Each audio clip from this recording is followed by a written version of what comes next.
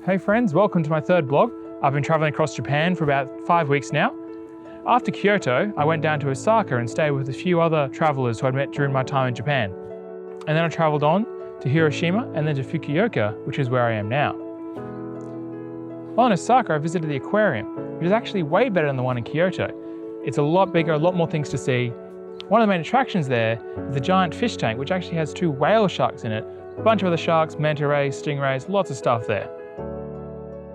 I also really liked that they happened to have some hammerheads in there, which is something I loved as a kid.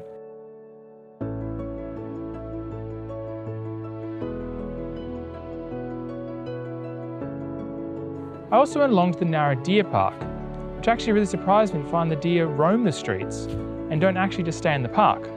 They're very comfortable with people around because one of the main attractions there is to feed the deer biscuits, which was actually quite a fun thing to try, and also very amusing to see the other people running away when the deer got too close.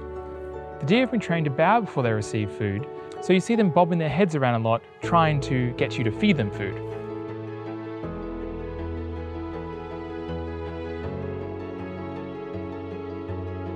The rest of the time I spent in Osaka was actually fairly quiet and relaxed, and didn't get up to too much except for exploring Osaka Castle on one of the days.